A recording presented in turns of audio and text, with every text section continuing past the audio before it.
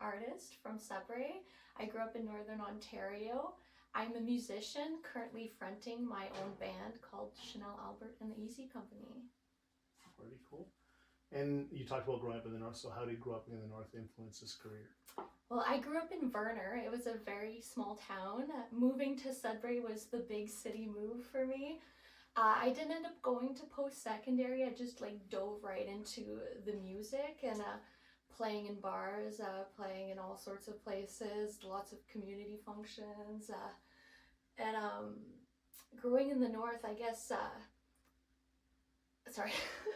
Oh, that's okay.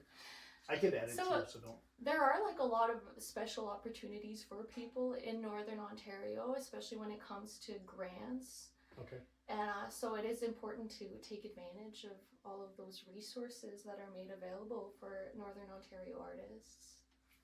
Okay.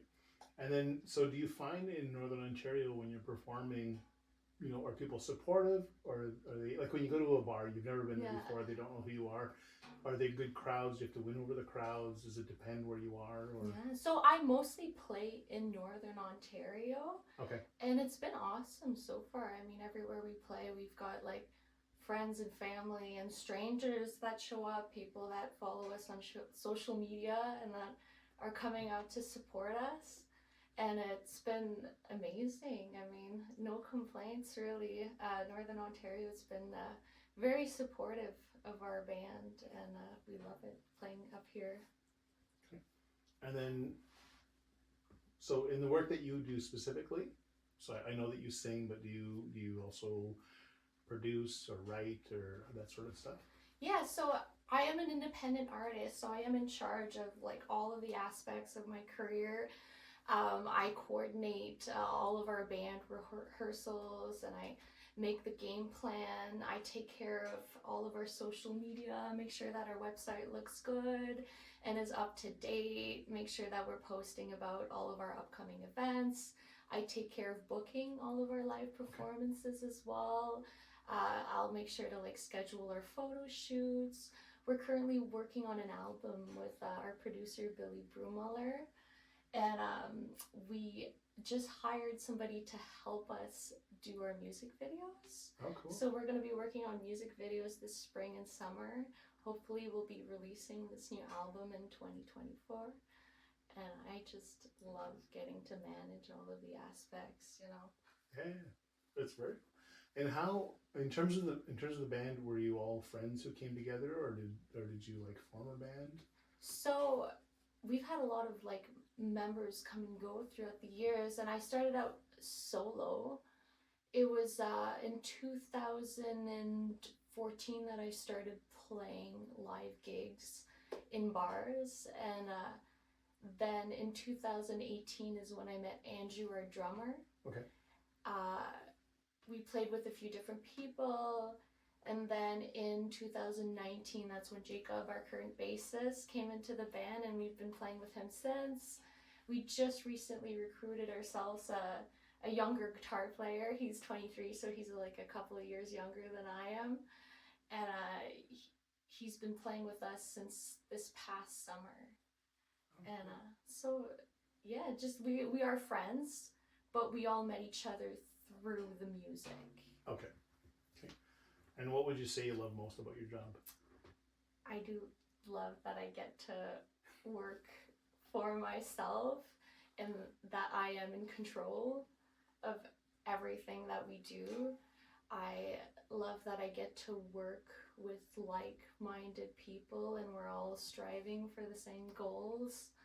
And artistic people, you know, that love creating.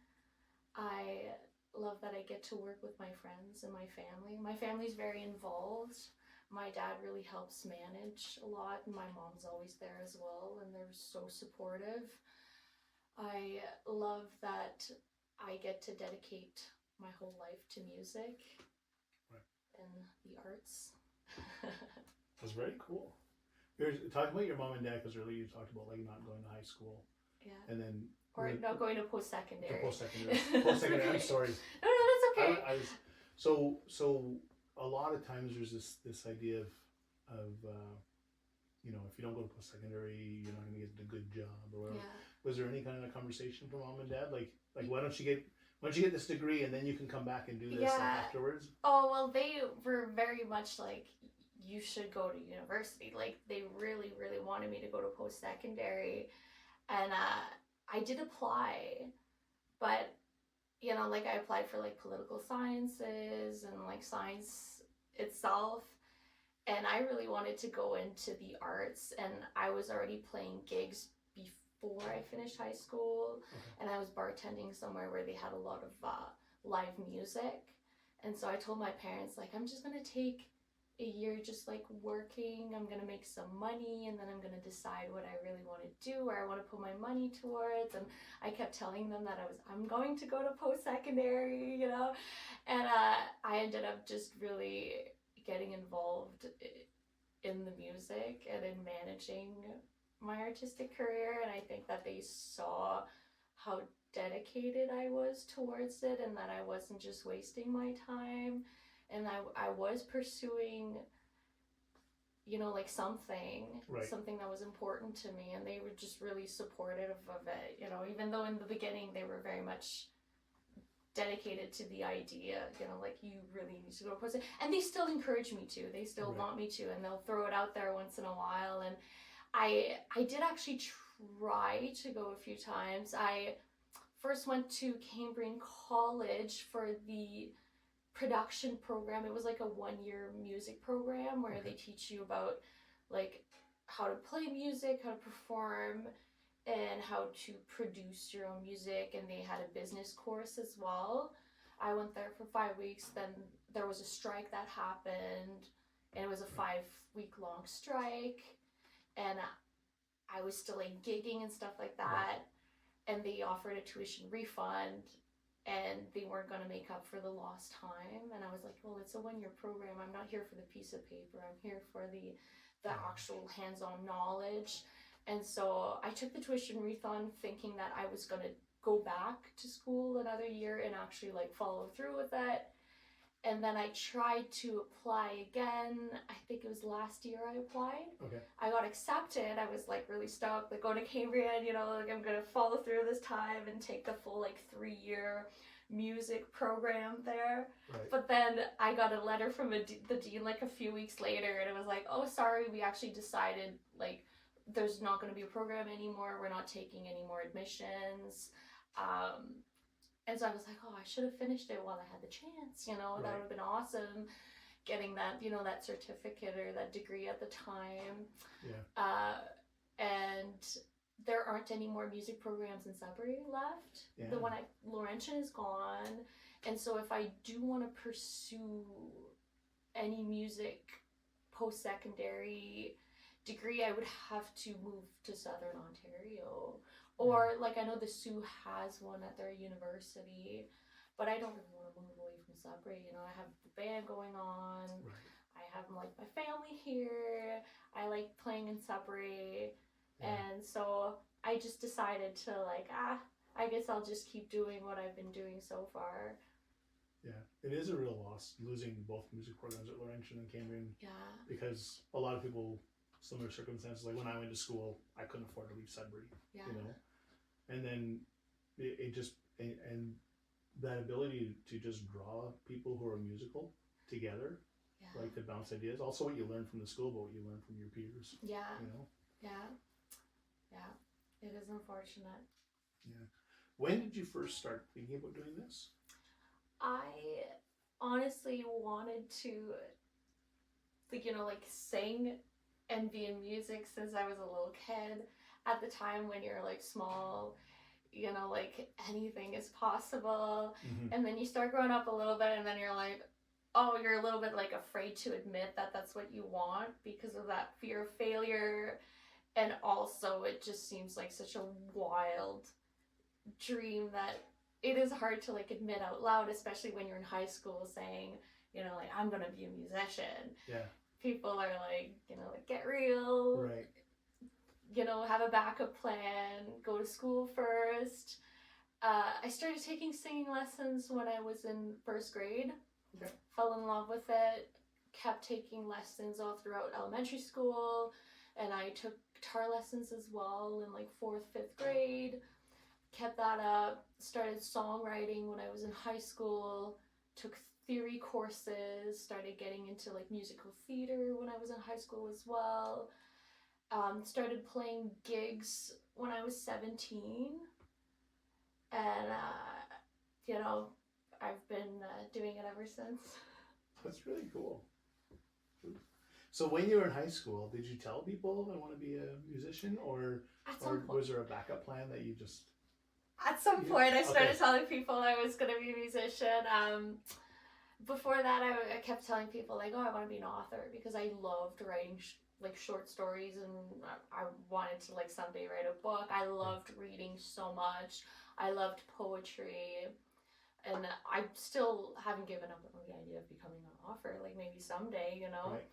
But I do think it's important for me to like focus on the music for now, and I was interested in politics at some point as well. I wanted to be a politician, you know. I applied when I was doing my university applications. I applied for like political science and all that, and got accepted. That was one idea. I was very interested in like physics and science. My mom taught all of the science courses in high school. Those were all options for me. Right. And the music was just my first passion. Yeah.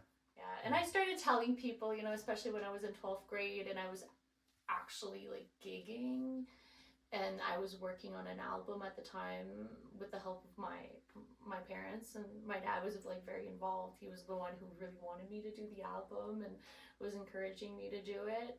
And these were all like songs that I wrote while I was in high school. So I was very vocal at that point about wanting to be a musician. So in the course of your career, what was one of your biggest obstacles? I think one of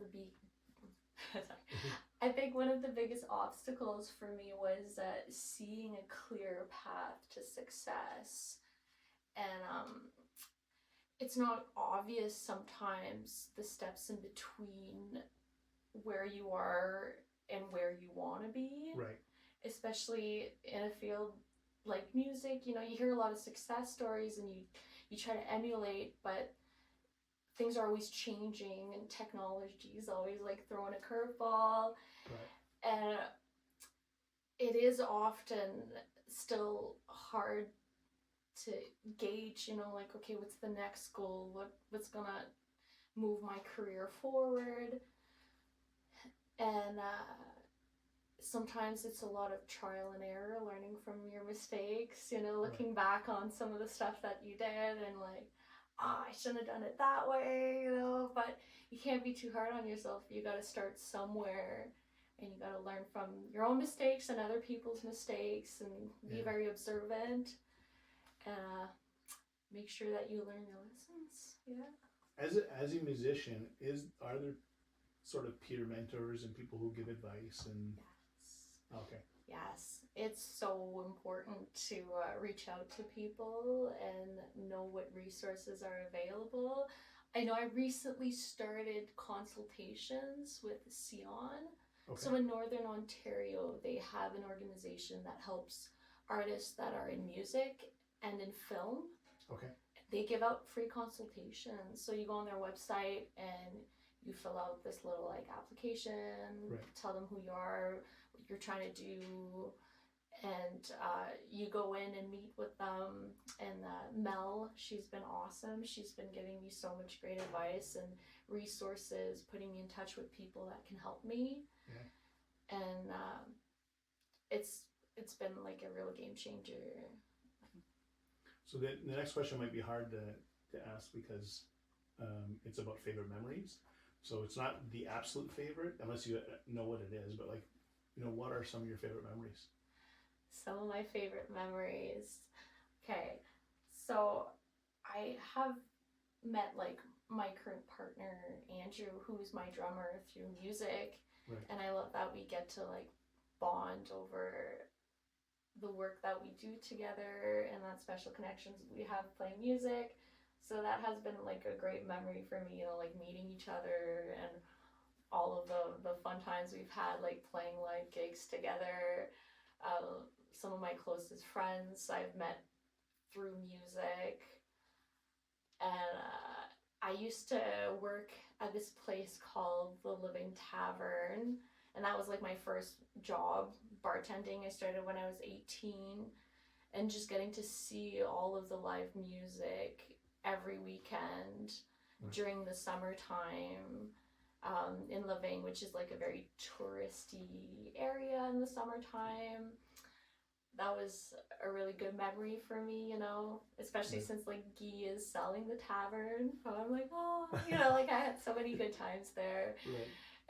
Getting to see all of the live music coming in from the States, from the UK, from Australia, from all over Canada, getting to meet so many of the musicians that I have connections with through that place, and getting to play there myself as well. That's where I had my first paid gig. Right.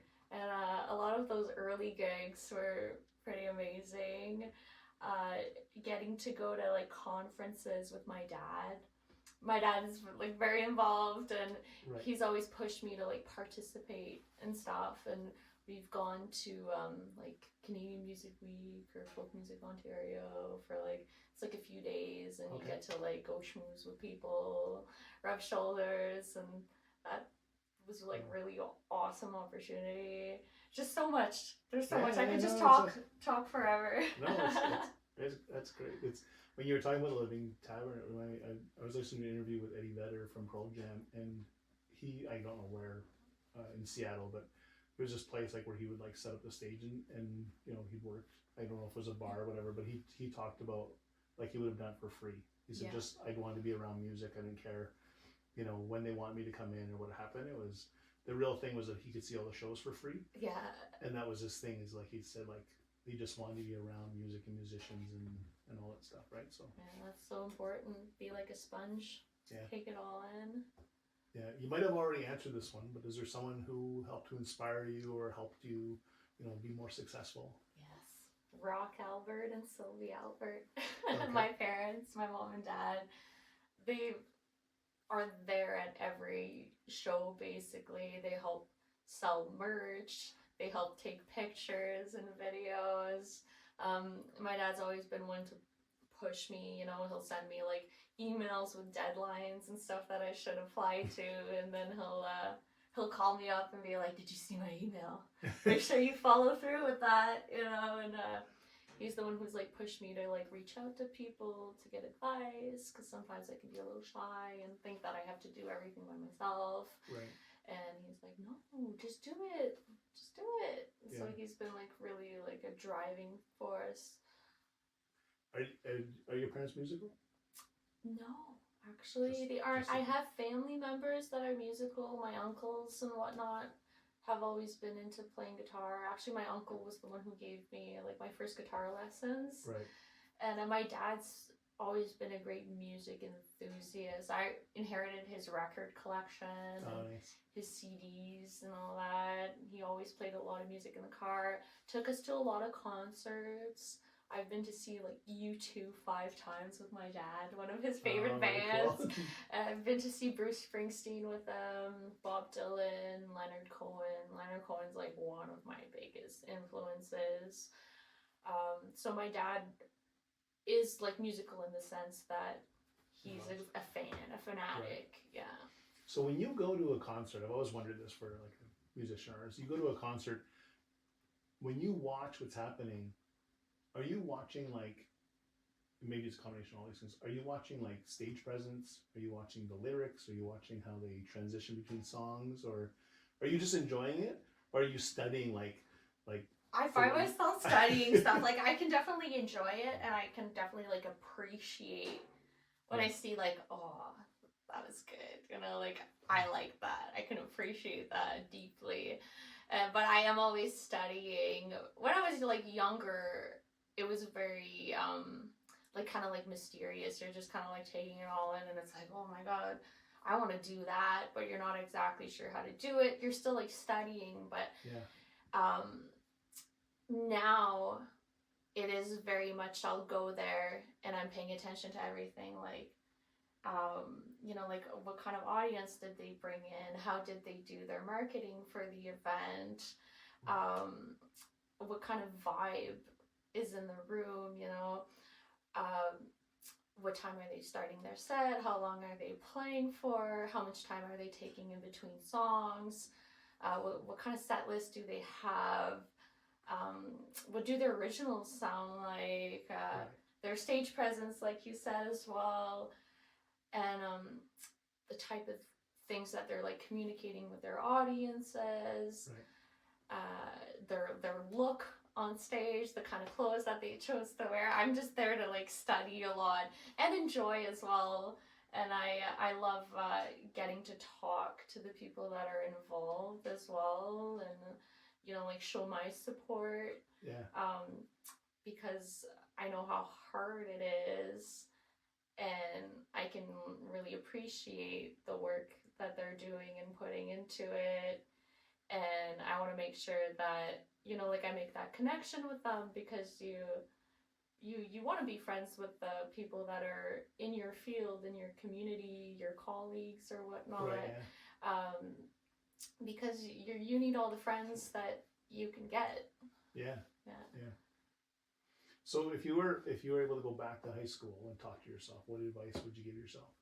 I would tell myself to not be so afraid of what people are gonna think of you when you're putting yourself out there, playing shows or posting about your achievements online. You're kind of opening yourself up to good and bad criticism. Right. And you are making yourself vulnerable in a sense, I guess. And most of the interactions, like the great majority of the interactions I have with people online or in the real world, are very positive. But I do get my fair share of hate.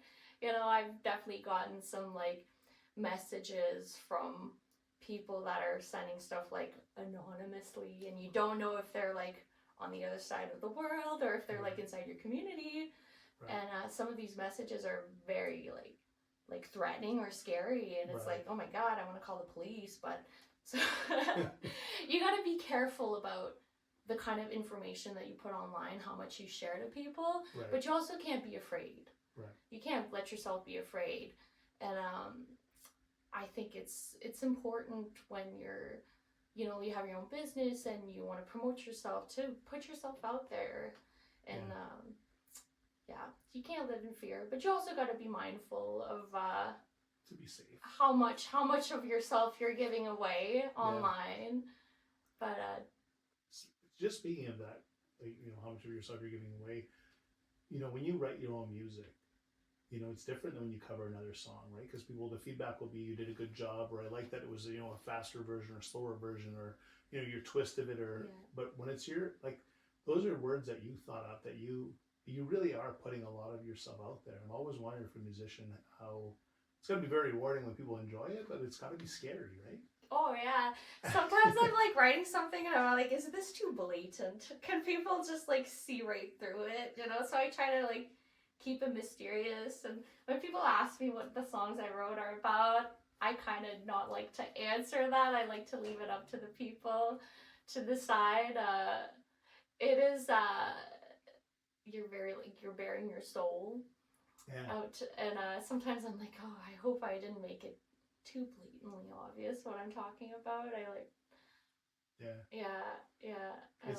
it's neat you say like you don't want to spell it out, because you can on the internet now sort of find out what everything is, you know. And you talked about going to see U2 with your dad, and like I always felt like Red Hill Mining Town was about Sudbury, right? Because it's like, and there's nothing really about Sudbury, but it's a mining town, and whatever. Like it always resonated that way, and I feel like if I ever found out what it really was about, it would wreck it. That's the thing, right? Like, yeah. And I feel the same about a lot of like my favorite songs and my favorite artists. You know, I don't like to read too much into it, because then it takes away that magic to some degree. Even sometimes, because you can read the lyrics, right? You might have misunderstood the lyrics, and right, and it meant something different. Yes. Oh yeah. Absolutely. Sometimes I'm learning covers, and I've been so used to my whole life singing along to the cover in a certain way with certain lyrics, and then I learn the real words, and and I'm like, oh no, I've drilled it into my head that it's this way, and then I have to like Right. correct myself over and over again, and I keep reverting to what I used to sing. Are there any songs that you sang that you feel like have sort of aged out because they don't resonate the same with you, or they don't? Yeah, a lot of the songs that I've written, I've written so many songs throughout the years, and I like to play the stuff that is kind of newer, Okay. wrote more recently. There's a lot of like old original stuff that my parents will be like, you should bring that one back again. I love that one. You should play that one.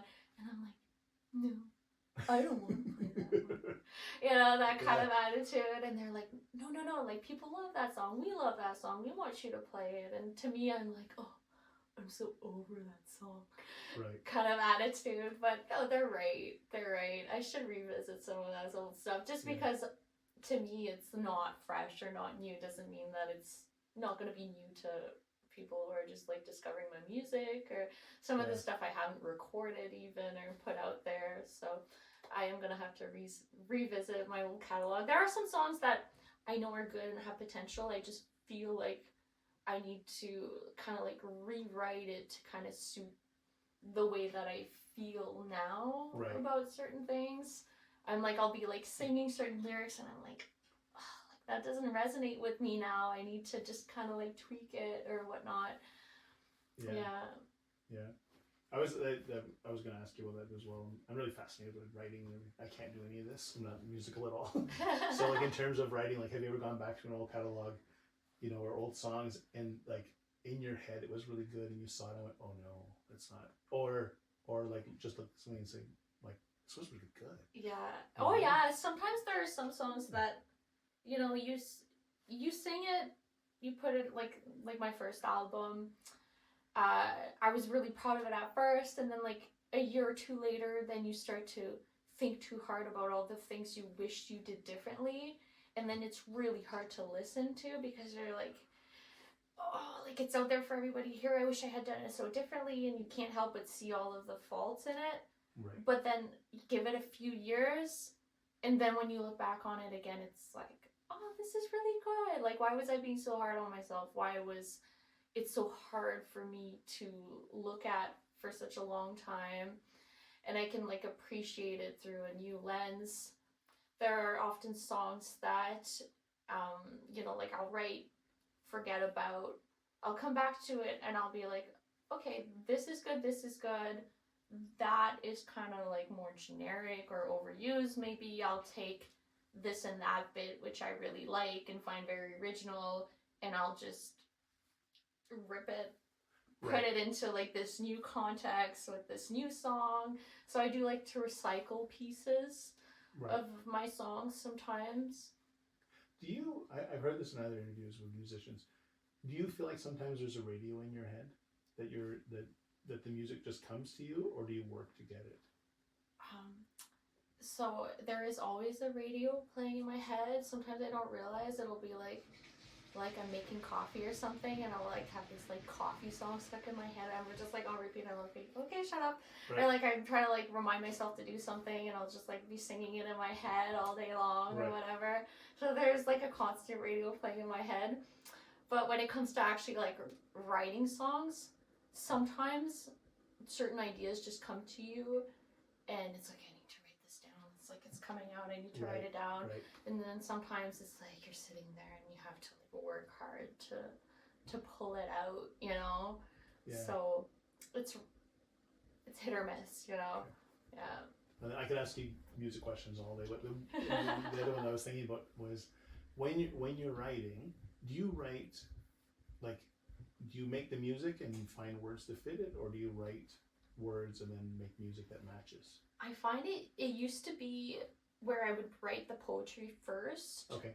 And then I would try to find music to go along with it. But for the past few years, I find it's the opposite, where the music comes to me first, and then I have to dig to find the lyrics to go with it. Right. Yeah. Oh, very cool. Is there anything that you wish you knew before you started this career? Yeah, I wish I knew to reach out to people for help. You know, like when I was younger, I was a bit more shy, and I kind of thought I had to like prove myself and do a lot of things by myself. And it is amazing to learn how to do a lot of things by yourself. Um, but there are a lot of people who are willing to share their expertise, and people in your community, people that you might not be friends with or anything, but you can reach out to and ask for advice, and a lot of times they are more than willing to share their experience and give out some advice. And there are so many resources out there, and people that give consultations, or people that give lessons. I started taking guitar lessons again, Right. and it's been awesome. We talk a lot about like theory. Like it's not just like friends and family. Obviously, reach out to your friends and family, because you can't do everything alone. Yeah. And just don't be shy. Ask questions. The worst they can say is like no, and I mean, whatever. Yeah. I think that's really because you have a sense in your head that, like, once I perform for 3 years, then I'll reach out to like more professional musicians, or once I have a small business, and and it's been operating for 5 years, I'll talk to whoever, right? Yeah. But generally, I find if they're genuinely interested in something, people who are professionals in that field and successful can like know it, right? You can get a sense of it. And sometimes with time, you just don't have the time to spare. But like generally, if you're very passionate about something, and someone says if there's a young musician or someone who wanted to be a professional musician who came to see you and said like, how do I do this? Yeah. Right, and you can feel that passion, and then generally people want to respond and help. Yeah, like if ever anybody asks me any questions, I'm just kind of honored. I'm like, me? Really? You want my advice? Like, oh my god, yes, absolutely. And like even when it came to like those consultations I started doing with Sion, I kept thinking like, oh, I need to get all my ducks in a row first. I need to like know what I'm gonna ask and have all my questions listed and know. And it is important to know what you want to ask in your questions, but she's been answering questions I didn't know I had even. Right. And so sometimes, it doesn't hurt to reach out sooner than later. I wish I had reached out sooner than later. I'm like, oh my god, it would have saved me such a headache. Yeah. Yeah. That's good. So, and this is sort of an overall question, but why would you encourage young women to consider careers in this field? It's not for everybody, and it's not easy. Right. But I would encourage people to pursue a career in music, because it's extremely fulfilling. I feel like you get to contribute to the culture in your community, and I love it. Yeah. It's so much fun, and I feel like it brings me and my friends together. It brings my family together. We get to like bond over this experience, what we're doing together, and it almost feels like, in the brief conversation we had, that it was like a calling for you, right? Like you talked about other things that you could do, but I feel like this would be in the back of your head of either what if, or I'm going to do this in my free time or whatever. Like I don't think you put this on the shelf. Yeah, no, right? No, it keeps calling me all the time, for sure. I've like had a few like side hustles and like part-time jobs and whatnot throughout the years, and every time I'm like doing these other jobs, it's fine and all, and you learn a lot of skills, and you learn how to work with people, and you learn how to work for people. But in the back of my head, I'm always thinking like, oh, I wish I was playing music. Like I keep thinking about the music, what I'm going to be doing with the music later on that day when I get home, or like the list of things I am like planning on working on, and I just don't know if I could do anything else. Yeah, this would just be on the back of my mind the whole time. Yeah. Well, you're very fortunate in the field that you're passionate about. Is there anything else you were thinking about that I didn't ask? I know I asked you a lot of questions, but is there anything else? I think that that covers it. Yeah, I feel like we talked about a lot of good stuff. Okay. Yeah. Well, Chanelle, Albert, thank you very much for Thank doing this with me. you. I appreciate it, you guys. Yeah. Thank you so much. Yeah, this is great. Thank you. Yeah.